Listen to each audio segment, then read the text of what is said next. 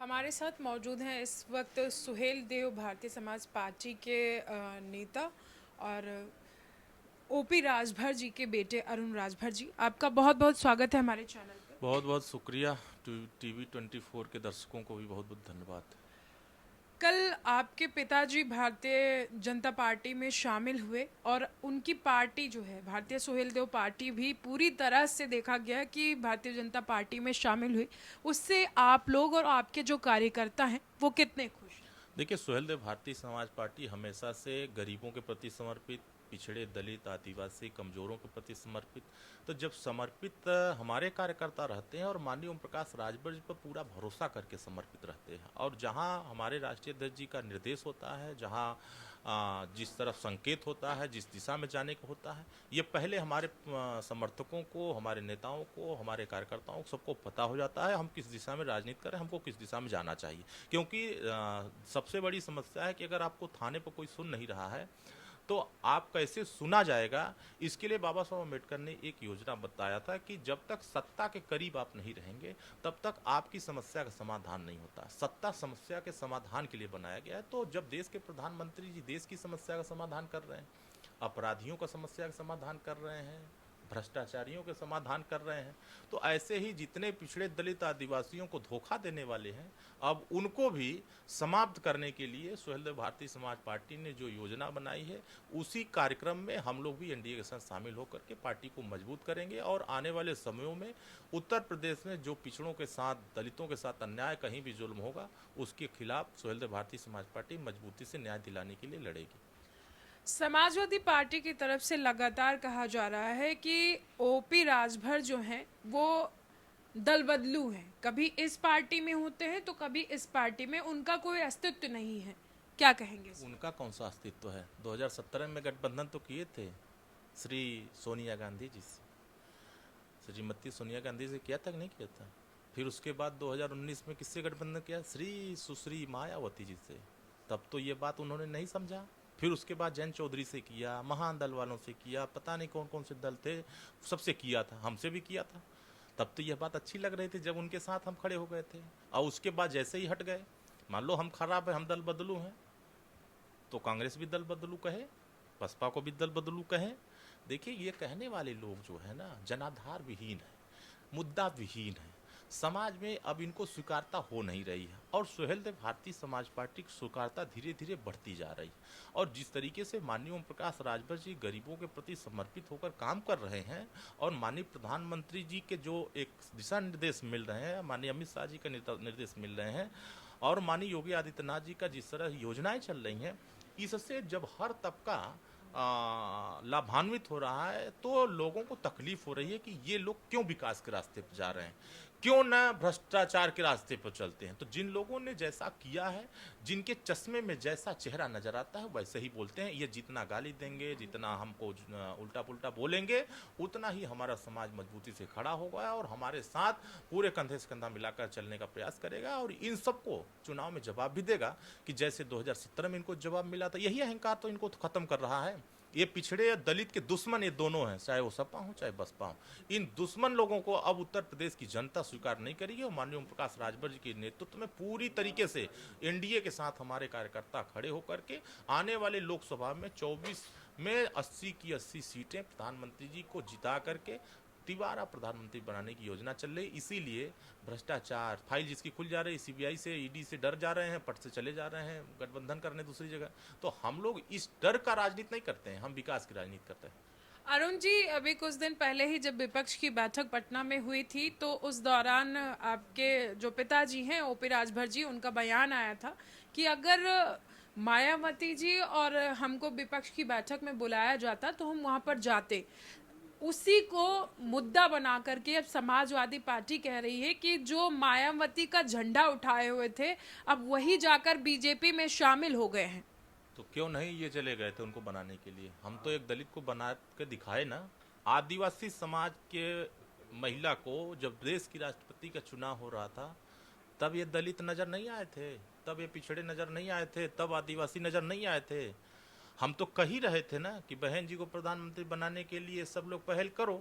जब ये खुद करने को तैयार नहीं है, सब प्रधानमंत्री बनने के तैयार हैं, तो फिर देश की जनता तो माननीय प्रधानमंत्री को तैयार है बनाने के लिए। ये सब मिल करके प्रधानमंत्री जी को, माननीय प्रधानमंत्री नरेंद्र मोदी जी को तीसरी बार प्रधानमंत्री यही सब मिलके बनाएंगे। देखिएगा, जिनके पास 500 वोट नहीं है अपने इलाके में।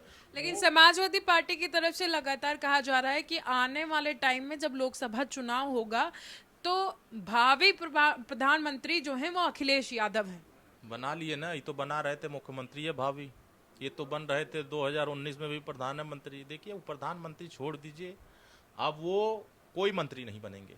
अब उत्तर प्रदेश की जनता इनको पैदल मंत्री बनाकर छोड़ेगी, और उत्तर प्रदेश में अब इनके पास कोई जनाधार नहीं है।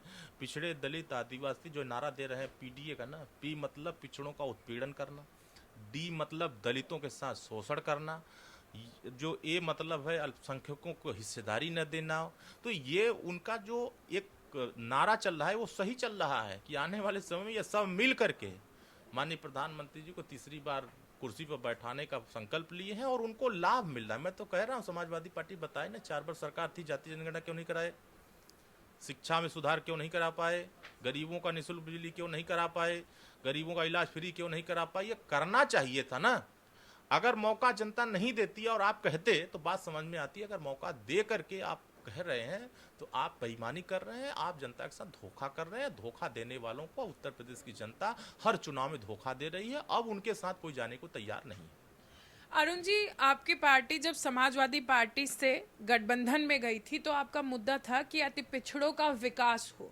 आपके हिसाब से जब आप उनकी पार्टी में शामिल हुए तो उन्होंने कितना आपका जो राजभर समाज है उसके लिए उन्होंने सोचा? देखिए, हम सिर्फ राजभर समाज की लड़ाई नहीं लड़ते हैं, हम गरीब, वंचित, शोषित हर वर्ग में उपेक्षित जो है उनकी लड़ाई लड़ते हैं। और उस लड़ाई में श्री अखिलेश यादव जी से हमें उम्मीद लगी थी कि जो पहले एक सपा थी गुंडों की, अपराधियों की, भ्रष्टाचारियों की, उसमें एक नारा दिया था कि नई सपा है और नई हवा है। लेकिन उसमें नई सपा में सबसे ज़्यादा मवाली खड़े थे, सबसे ज़्यादा लुटेरे खड़े थे, सबसे ज़्यादा गुंडे खड़े थे। लेकिन उनके लोगों के अहंकार, उनके लोगों की जो गुंडागर्दी, उनके लोगों की भाषा, उनके लोगों की अमर्यादित तरीके से बिहेव करना, ये सब चीज़ें उत्तर प्रदेश की जनता के बीच में हो रहे थे। लेकिन सुहेलदेव भारतीय समाज पार्टी का स्टैंड होता है, हम जिसके साथ खड़े हो जाते हैं, हम उनके साथ, चाहे हम कितना हूँ बर्बाद हो जाएंगे, हम उनके साथ मजबूती से रहते हैं। लेकिन इन्होंने अति पिछड़ों को टिकट नहीं दिया। मैंने एक बंजारा को टिकट मांग रहा था, एक बहेलिया को टिकट मांग रहा था, हमने नाई को टिकट मांग रहा था, हमने कहा था कि आप बिंद केवट मल्लाह को टिकट, लेकिन इन्होंने कहा कि इनको टिकट देने की कोई जरूरत नहीं है क्योंकि इनके पास पैसा नहीं है, इनके पास कोई लीडरशिप नहीं है, इसलिए दारू मुर्गा पोट देते हैं। तो ये इनको लगा कि ये बिकाऊ लोग हैं। तो जनता ने कहा कि जब हमको तुम बिकाऊ कर रहे तो हम जा रहे हैं भाजपा के साथ, तो चले गए। जब आप टिकट नहीं देंगे तो आप वोट क्यों देगा? और हमसे भी कहा था कि हम आपको सीट देंगे, हमको 16 सीट दिया, 12 अपने उम्मीदवार दे दिया। तो आप सोचिए, धोखा नहीं किया। जब जिनके चेहरे पर बराबर, जिनके रगों में धोखा लिखा हो, तो धोखा देने वालों को प्रदेश की जनता पहचान गई है। और धोखा इनको इतना जबरदस्त मिलता जा रहा है कि आने वाले 2024 में इनका सूफड़ा जब साफ हो जाएगा, एक का सीट नहीं जीतेंगे, तब पता चल जाएगा। पूर्वांचल में आपका और निषाद पार्टी का गढ़ माना जाता है पूर्वांचल जो है, तो इस बार लोकसभा चुनाव को लेकर के आपकी पार्टी की तरफ से क्या क्या तैयारियां की जा रही हैं? देखिए, सुहेलदेव भारतीय समाज पार्टी ने सावधान यात्रा चलाया, 75 जिलों में जन जागरण अभियान चलाया और जनता को जागरूक किया। उसके बाद हमने महिला हक अधिकार महारैली किया, आधी आबादी को जोड़ने की कवायद शुरू किया, और जोड़ा और मजबूती से जनसभा रैली करके उनको अपने साथ खड़ा किया। आज भी आपका कोई कार्यक्रम लगा हुआ है बलिया में? हाँ, आदिवासियों को जोड़ने की कवायद हो रही। जो अनुसूचित जनजाति के लोग हैं उनका सम्मेलन है बलिया के बेलथर रोड में, विधानसभा में, और वहाँ लोगों को जगाया जाएगा कि भाई अपनी लड़ाई लड़ो, हम दूसरे की लड़ाई के पीछे नहीं जाते हैं। क्योंकि देश के प्रधानमंत्री माननीय नरेंद्र मोदी जी हर तबके को जोड़ने की कवायद कर रहे हैं, विकास के रास्ते पर ले जाने की तैयारी कर रहे हैं। माननीय योगी आदित्यनाथ जी की विचारधारा, जिस तरीके से उनकी सोच है कि अंतिम कतार के व्यक्ति का विकास हो, तो उसी तरीके से माननीय ओम प्रकाश राज भी विकास के रास्ते को और गति देने के लिए और बल देने के लिए भारतीय जनता पार्टी और सुहेलदेव भारतीय समाज पार्टी, बाकी एनडीए के जो सहयोगी दल हैं, हम लोग मिल करके पूर्वांचल में बाकी दलों का, विपक्ष लड़ाई में है ही नहीं, विपक्ष झूठा चिल्ला रहा है, विपक्ष के पास कुछ नहीं है, कोई एजेंडा नहीं। कॉमन मैन प्रोग्राम आज तक क्यों नहीं बना कि आज वो बता दे कि एनडीए का, उनका प्रधानमंत्री का, वो हमारा तो क्लियर है, लेकिन उनके यूपीए वालों को बता दे। कोई कांग्रेस से नाराज है तो कोई ममता बनर्जी से नाराज है, कोई केजरीवाल से नाराज है, कोई केसीआर से। ये सब लोग मिलकर के उत्तर प्रदेश में 500 वोट नहीं दिला सकते। कांग्रेस पार्टी लड़ी थी 2019 में, 5-5 हजार 6-6 हजार वोट एक एक लोकसभा में पाई थी। अब सोच लीजिए जो 5,000 वोट पा रहा है वो जल रहा है मोदी जी का मुकाबला करने के लिए, तो इसी से आकलन कर लीजिए। लेकिन अखिलेश यादव की तरफ से यहाँ पर उत्तर प्रदेश में नारा दिया जा रहा है कि इस बार जो है 80 हराओ और बीजेपी हटाओ, तो उनका कैसे ये जो सपना है वो कैसे संभव होगा, क्योंकि विपक्ष में आप भी आते थे, अब उनसे अलग दिखाई दे रहे हैं आप। देखिए ये नारा 2022 में भी लगा रहे थे 400 पार, सीटियाँ 403 थी, अब पार कर रहे थे। तो अब सोचिए जिनको ये पता नहीं है कि हम 400 सीट का लक्ष्य ले रहे हैं और हम अति पिछड़ों को टिकट नहीं दे रहे हैं, हम मुसलमानों को टिकट नहीं दे रहे हैं, हम दलितों को टिकट नहीं दे रहे हैं, जब आप टिकट नहीं देंगे तो आपके साथ क्यों खड़ा होगा ये वर्ग? तो ये सब वर्ग नाराज होकर के, दुखी होकर के, जो सामाजिक न्याय पाएगा, जो भागीदारी राजनीतिक पाएगा वो इनके साथ रहेगा, जो नहीं पाएगा इनके साथ नहीं रहेगा। हम तो इनको दिलाने की तैयारी में थे, लेकिन ये खुद ही नहीं चाहते थे कि हमारी सरकार बने। ये खुद ही देखिएगा, वो खुद ही चाहते हैं कि हमारा एक भी सीट न निकले। ये अपने कार्यकर्ताओं को पहले से बता चुके हैं कि हम देखो लोकसभा में कोई सीट नहीं पाएंगे, अब 2027 में अगर एक सीट की जीत के लिए लड़ना हो तो मेहनत अभी से करो, नहीं तो देश के प्रधानमंत्री और माननीय ओम प्रकाश राजभर उत्तर प्रदेश में अब पिछड़े दलित आदिवासियों के गोलबंद कर दिए हैं। अब ये वर्ग हमारे साथ नहीं खड़ा होगा, अब हम लोगों को बस ऐसे ही टिमटिमाना है और ऐसे ही विरोध करते रहना। अरुण जी, जिस तरह से देखा जा रहा है कि कल जब बीजेपी में आप लोग शामिल हुए, आपकी पार्टी जब शामिल हुई, तो समाजवादी पार्टी के जो नेता हैं शिवपाल यादव, उनका भी बयान सामने आया और उन्होंने कहा कि ये ऐसे ही शामिल होते रहते हैं, इनका कुछ नहीं हो पाता है किसी भी पार्टी में। और उन्होंने ये भी कहा कि एक बार पहले भी राजभर जी जो हैं बीजेपी में शामिल हुए थे और वहाँ से गाली गलौज करके बाहर निकले थे। धक्का मार के भगाए थे, वो बतिया भूल गए क्या? जलील करके मंचवा से धकिया कैसे लोग भगाए थे, तब ये बात भूल गए? समाजवादी पार्टी अन्य दलों वाले ने इतनी गाली दिया इनको, क्या क्या नहीं किया, दलाल तक कह दिया, भ्रष्टाचारी कह दिया, गुंडा कह दिया, क्या नहीं कहा था। इस देश के राजनेताओं को जितनी गालियां नहीं मिली होगी उसका 100 गुना ज्यादा गाली इनको मिली है। ये भी तो एक गोल बना करके अपना डफली बजाई रहे थे, PSPL बना करके ताकत आजमाई रहे थे पूरा एकदम, यहाँ से लेकर उत्तर प्रदेश तक श्री अखिलेश यादव जी गरियाई रहे थे घूम घूम करके, और भारतीय जनता पार्टी एजेंट बन के काम ही कर रहे थे। तब तो यह बात समझ में नहीं आई, तब ये बात क्यों नहीं कह रहे थे कि नहीं हमको बंगला मिल गया तो मुझे भाजपा के सब समर्थन से मिला है, हमें सिक्योरिटी मिली तो उनके समर्थन से मिला है। और ये वो जो करके गए हैं ना, जितना जलील हुए थे वहां से, वो समझ गए कि मेरे पास कोई है नहीं, मेरे पास ताकत है नहीं, तो मैं वहीं समर्पण हो जाऊंगा तो कुछ हमारी भी जान बचती रहेगी, कुछ हमको भी टीवी अखबार वाले सुनाते रहेंगे, नहीं तो हमको कौन सुना रहा है। तो वो अपने गिरेबान में झाके कि पहले उन्होंने क्या किया है। अब वो स्वर्गीय मुलायम सिंह यादव का एक दौर था कि जनता इनके साथ नहीं थी, नेताजी के साथ थी। अब जनता इन दोनों का साथ छोड़ चुकी है, क्योंकि इन दोनों ने जितना अन्याय किया है पिछड़ों के साथ, अब उत्तर प्रदेश में यह जग जाहिर हो चुका है। आने वाले समय में देखिएगा इनका इतना बाजा बच जाएगा उत्तर प्रदेश में, चाचा रह जाएंगे वही सफाई में अपना एक बंगला जो बनाए हैं उसी में सोएंगे। अब उत्तर प्रदेश में राजनीति नहीं कर पाएंगे।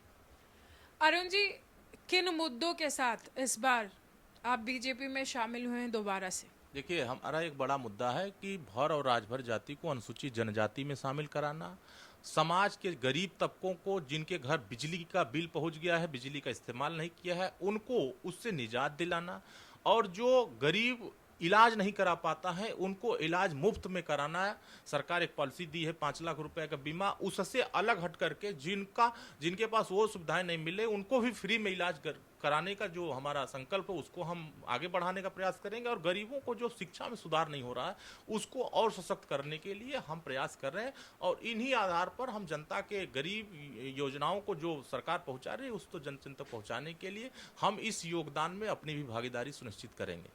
गठबंधन जब आपका हुआ बीजेपी से, तो क्या सीट आवंटन को लेकर भी कोई बातचीत अभी स्पष्ट हो पाई है या नहीं? देखिए हमारे लिए महत्वपूर्ण सीट नहीं है, हमारे लिए महत्वपूर्ण है जीत। अगर हम जीतेंगे नहीं तो सीट का कोई मतलब नहीं है। तो सभी सीटें हम लड़ेंगे, जो उत्तर प्रदेश का हमारा देश का NDA का जो सहयोगी दल है सब लोग मिल के लड़ेंगे, जीत के लिए लड़ेंगे। हमारे लिए महत्वपूर्ण जीत है, हमारे लिए सीट नहीं। ये भी कयास लगाए जा रहे हैं कि OP राजभर जी के बेटे के लिए सांसद का टिकट, तो इस पर क्या कुछ कहना? देखिए, वो तो हमारे पार्टी और एनडीए के जो जिम्मेदार पर्सन हैं वो तय करेंगे कि किसको कहाँ लड़ाना है, किसके देना है, किसको नहीं देना है। लेकिन समय आएगा तब उसके बारे में बताया जाएगा। अभी तो कल बैठक है 18 तारीख को। उस बैठक में हमारे नेता माननीय ओम प्रकाश राजभर जी शामिल होंगे। उस बैठक के बाद जो योजनाएं बनेगी, जो एजेंडे तय होंगे, वो समय समय पर हम आपको बताते रहेंगे। हमारे साथ बातचीत के लिए थे अरुण राजभर जी, और इन्होंने बताया कि किस तरह से इस बार लोकसभा चुनाव की तैयारी के लिए इनकी पार्टी जो है रणनीति तैयार कर रही है। लगातार जनता के बीच जाकर इनकी पार्टी के कार्यकर्ता और इनके खुद नेता ओम प्रकाश राजभर जी जनता के बीच जा रहे हैं और काम कर रहे हैं। जनता से उनकी राय जान रहे हैं, उनकी जो दुख तकलीफ है उनको जानने की कोशिश कर रहे हैं, ताकि आने वाले समय में उसका निदान किया जा सके। कैमरामैन सूरज के साथ मैं सोनम सिंह, टीवी 24 लखनऊ।